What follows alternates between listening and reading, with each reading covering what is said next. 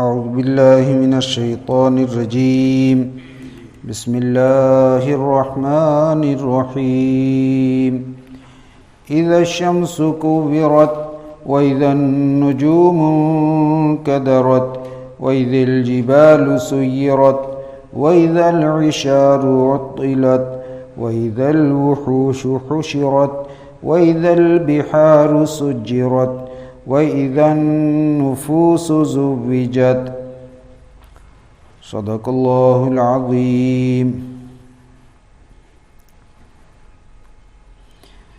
سورہ مبارکہ کا نام سورہ تکویر ہے، اور پہلی ہی آیت مبارکہ میں لفظ کوّرت استعمال ہوا ہے، جس کی وجہ سے اس پوری صورت کا نام اس لفظ کی مناسبت کے ساتھ سورہ تکویر رکھا گیا۔ اس صورت میں بھی اور اگلی صورت میں بھی وہی گزشتہ اسباق کی طرح قیامت کا ذکر ہے اور کائنات کے فنا اور برباد ہونے کا ذکر ہے۔ ان مضامین کو اللہ تعالیٰ بار بار دہرا رہے ہیں اور بندوں کے ذہن میں پورے طریقے سے اس کو بٹھانے کی کوشش کی جا رہی ہے کہ اس دنیا کو فانی سمجھا جائے، اس دنیا کو بیکار سمجھا جائے، چونکہ دین پر چلنے کے سلسلے میں جو سب سے پہلی رکاوٹ ہے وہ دنیا ہی کی حرص ہے، طمع ہے، لالچ ہے۔ تو جس کی نظر میں دنیا کی بے ثباتی اور دنیا کا فانی ہونا یعنی پورے طریقے سے یقین کی حد تک اس کے دل میں جم جائے، بیٹھ جائے، تو پھر دین پر چلنا اس کے لیے انتہائی آسان ہو جاتا ہے۔ فرمایا اذا الشمس کوّرت، جب سورج بے نور ہو جائے گا، تو جب برباد ہو جائے گا تو بے نور ہونا بالکل ظاہر ہے۔ وَإِذَا النُّجُومُ انْكَدَرَتْ، اور جب ستارے جھڑ جائیں گے، جب آسمان ہی ٹوٹ پھوٹ جائیں گے تو ستاروں کا جھڑ جانا بھی بالکل ظاہر ہے۔ وَإِذَا الْجِبَالُ سُيِّرَتْ، اور جب پہاڑوں کو چلا دیا جائے گا، تو قیامت کا جب ہنگامہ بپا ہوگا، وہ زلزلہ، تو پہاڑ فضاؤں کے اندر جو ہے وہ چل رہے ہوں گے اور پھر ان کو ریزہ ریزہ کر دیا جائے گا۔ وَإِذَا الْعِشَارُ عُطِّلَتْ، اور جب 10 ماہ کی گاون اونٹنیوں کو بیکار چھوڑ دیا جائے گا۔ یہ لفظ قرآن حکیم نے بڑا عجیب استعمال کیا کہ 10 ماہ کی گاون اونٹنیوں کو بیکار چھوڑا جائے گا۔ اونٹ اصل میں عربوں کے ہاں بہت زیادہ قیمتی دولت شمار ہوتی تھی، یعنی اس دور میں یہی کچھ تھا۔ تو 10 ماہ کے بعد اونٹنی جو ہے وہ بچہ جنتی ہے، تو یعنی اتنی بڑی قیمتی دولت ہو، ان دنوں میں تو ایسے جانوروں کی دیکھ ریکھ کی جاتی ہے، نگرانی کی جاتی ہے، تو وہ بھی بیکار چھوڑ دی جائیں گی۔ مقصود صرف اونٹنی نہیں ہے، مقصود یہ ہے کہ بندہ قیامت کا ہنگامہ بپا ہونے کے بعد اپنی پیاری پیاری چیزوں کو بھی چھوڑ دے گا، جیسے کہ قرآن حکیم میں دوسری جگہ پر فرمایا گیا کہ جب قیامت کا زلزلہ آئے گا تو جو ہے وہ شیر خوار بچوں کو مائیں بھی جو ہے وہ گود سے نکال کر پھینک دیں گی، حالانکہ ماں ہوتی ہے اور بچے کو وہ اپنی جان سے زیادہ عزیز سمجھتی ہے، لیکن اس وقت صرف اپنی جان کی پڑے گی، پیاری سے پیاری چیز کو بھی آدمی اپنے سے جدا کر دے گا، اس لیے کہ اس کو پتہ ہے کہ اب اسے بھی برباد ہونا ہے اور اس چیز کو بھی برباد ہونا ہے۔ تو وَإِذَا الْعِشَارُ عُطِّلَتْ، اور جب 10 ماہ کی گابن اونٹنیوں کو بیکار چھوڑ دیا جائے گا، ان کے ضائع ہونے کی کوئی پرواہ نہیں کی جائے گی۔ آپ کہہ سکتے ہیں کہ جس کے پاس سونا ہوگا، چاندی ہوگا، درہم دینار ہوں گے، ڈالر روپے پیسے ہوں گے، یعنی اور ان دنیا کی دولت ہوگی، اعلیٰ کوٹھی ہوگی، اولاد ہوگی، ہر جو ہے وہ پیاری چیز کو آدمی کیا کرے گا؟ اپنے سے جدا کر دے گا اور ان کی کوئی پرواہ نہیں کرے گا۔ وہ وقت ایسا خطرناک ہوگا۔ وَإِذَا الْوُحُوشُ حُشِرَتْ، اور جب جنگلی جانوروں کو اکٹھا کر دیا جائے گا۔ آپ جانتے ہیں کہ جنگلی جانور یہ اپنے ہی قسم کے جانوروں کے ساتھ مانوس ہوتے ہیں، ہے نا؟ گھوڑے گدھوں کے اندر رہنا پسند کرتے ہیں، خچروں کے اندر رہنا پسند کرتے ہیں، اسی طرح پرندے اپنے ہی ہم جنس پرندوں کے ساتھ جو ہے وہ اپنی ایک جماعت اور گروہ بناتے ہیں، لیکن وہ وقت اتنا خوفناک ہوگا کہ سب جنگلی جو جانور ہوں گے وہ ڈر کر ایک جگہ جمع ہو جائیں گے۔ اب شیر کے پاس کھڑی ہے ہرن اور شیر کے پاس کھڑی ہے بکری، تو اس کو یہ دل میں وہ ہوش ہی نہیں رہے گا اس کو کہ وہ بکری پر حملہ کرے، اس کو اپنا جو ہے وہ لقمہ بنائے۔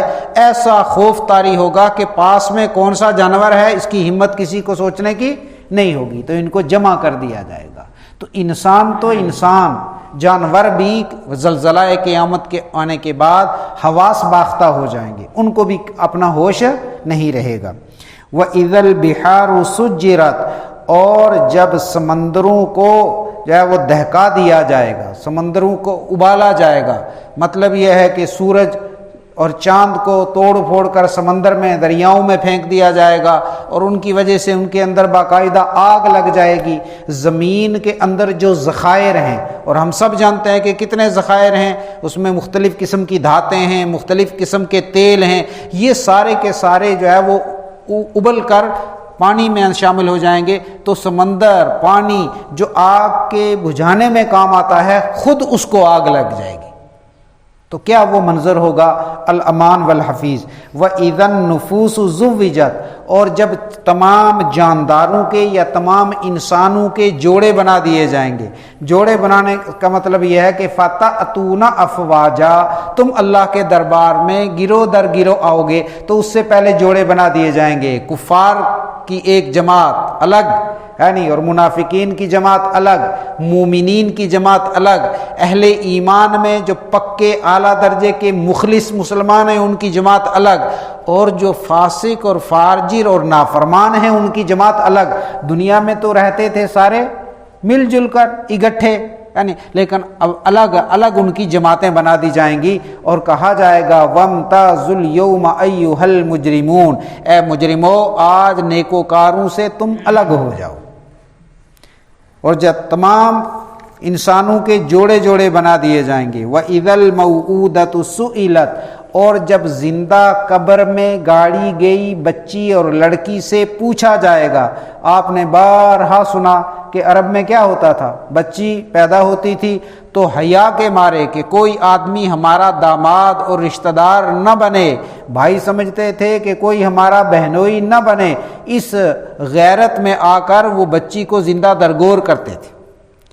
تو قیامت میں اس بچی کو زندہ کر کے پوچھا جائے گا بِأَيِّ ذَنْبٍ قُتِلَتْ، کہ کس گناہ کی پاداش میں اس کو قتل کیا گیا، تاکہ اس بچی کو زبان دی جائے اور وہ بولے کہ میں بے گناہ تھی، میں پیدا ہوئی، مجھے جو ہے وہ موت کے گھاٹ اتار دیا گیا، تاکہ کفار اور مشرکین کے اوپر اللہ کا عذاب بالکل ثابت ہو جائے۔ ابھی جہنم میں داخل نہیں ہوئے لیکن پتہ چل گیا کہ اس ظلم کا انجام کیسا ہوگا۔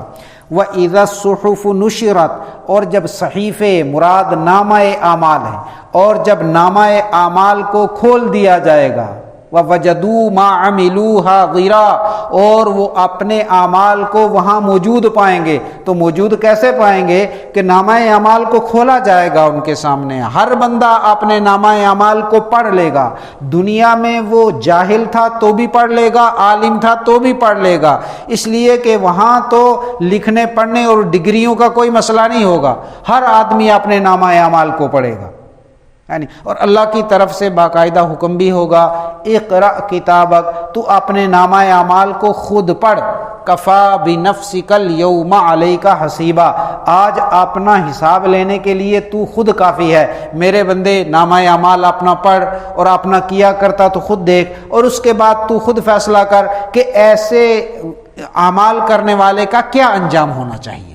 اور ہم نے پیچھے پڑھا کہ جس کے ہاتھ میں نامہ اعمال دائیں ہاتھ میں دیا جائے گا تو وہ لوگوں کو دکھاتا پھرے گا، ہاؤم اقرؤوا کتابیہ، یہ لو میرا نامہ اعمال پڑھو، انی ظننت انی ملاق حسابیہ، میرا یقین تھا، میں امید رکھتا تھا، میرا خیال اور گمان تھا کہ مجھے حساب کا سامنا کرنا ہے، اسی لیے میں نے اچھے اعمال کیے۔ تو جب نامہ اعمال کو کھولا جائے گا، وَإِذَا السَّمَاءُ كُشِطَتْ، اور جب آسمان کی کھال اتار دی جائے گی، مراد اس کی فناہی اور بربادی ہی ہے۔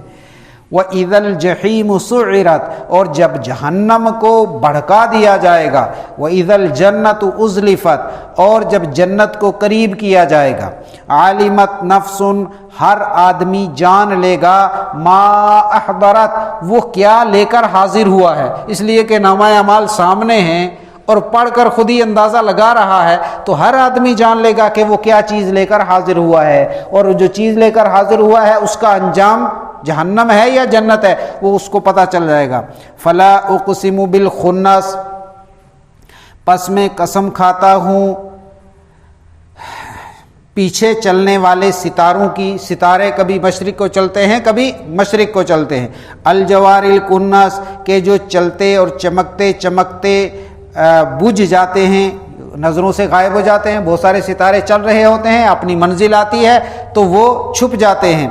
واللیل اذا عسعس، اور رات کی قسم کہ جب وہ چھا جائے، والصبح اذا تنفس، اور صبح کی جب وہ نمودار ہو جائے، اذا تنفس سانس لے تو نمودار ہونا مراد ہے اس کا۔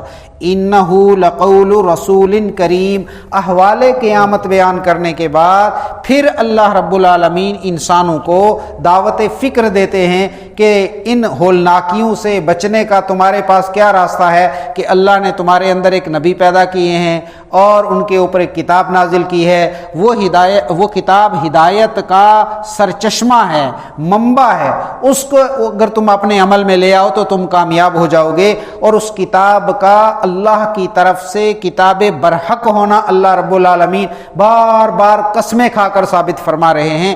انہ لقول رسول کریم، بلا شبہ یہ ایک عزت والے قاصد کا لایا ہوا کلام ہے۔ قاصد سے مراد جبریل امین، فرشتے، اور باعزت تو وہ ہیں ہی ہیں، اللہ کے فرشتوں کے سردار ہیں وہ، تو بلا شبہ وہ عزت والے فرشتے کا، قاصد کا لایا ہوا پیغام ہے، یعنی اس کا گھڑا ہوا اور بنایا ہوا نہیں، وہ لانے والے ہیں اس کلام کو۔ ذی قوت، وہ بڑے طاقتور ہیں، تو جبریل امین یقیناً طاقتور ہیں، 600 پر ہیں ان کے، اور ایک پر انہوں نے زمینوں کو اٹھا کر قوموں کو برباد کیا ہے۔ عند ذی العرش مکین، عرش والے رب کے نزدیک چاہے وہ بڑے مرتبے والے ہیں، مکین، عرش والے رب کے نزدیک وہ بڑے مرتبے والے ہیں، اللہ نے انہیں بڑا مرتبہ عطا فرمایا ہے۔ مطاع، ان کی بات کو مانا جاتا ہے، یعنی فرشتوں کے چونکہ سردار ہیں تو سارے فرشتے ان کی بات کو مانتے ہیں۔ ثم امین، اور وہ امانت دار ہیں۔ وما صاحبکم بمجنون، اور رہے تمہارے پیغمبر، تمہارے ساتھی حضرت محمد صلی اللہ علیہ وسلم، تو تمہارے ساتھی وہ دیوانے نہیں ہیں، مجنون نہیں ہیں۔ وَلَقَدْ رَآهُ، اور یقیناً انہوں نے اس کو دیکھا، یعنی رسول اللہ صلی اللہ علیہ وسلم نے جبریل امین کو دیکھا، بالافق المبین، آسمان کے کنارے میں۔ وہ جبریل امین کو اللہ کے نبی نے دیکھا نہیں تھا راستے میں چلتے ہوئے، تو اسی کو پھر یہاں دہرایا گیا کہ انہوں نے آسمان کے کنارے میں ان کو دیکھا تھا۔ وَمَا هُوَ عَلَى الْغَيْبِ بِضَنِينٍ، ایک تو تمہارے پیغمبر دیوانے نہیں جیسے تم کہتے ہو، اور دوسرے وہ غیب کی باتیں بتانے میں بخیل نہیں ہیں۔ اللہ کا جو پیغام جبریل امین ان کے پاس لاتے ہیں، ان سب پیغامات میں سے کسی پیغام کو حضرت چھپاتے نہیں، بلکہ تمہارے سامنے اس کو ظاہر کرتے ہیں۔ اللہ کو ہم نے نہیں دیکھا تو اللہ کا صحیح تعارف کراتے ہیں، جنت اور جہنم کو ہم نے نہیں دیکھا چھپاتے نہیں، سارے احوال کو بیان کرتے ہیں، قیامت کے احوال کا تمہارے سامنے تذکرہ کرتے ہیں۔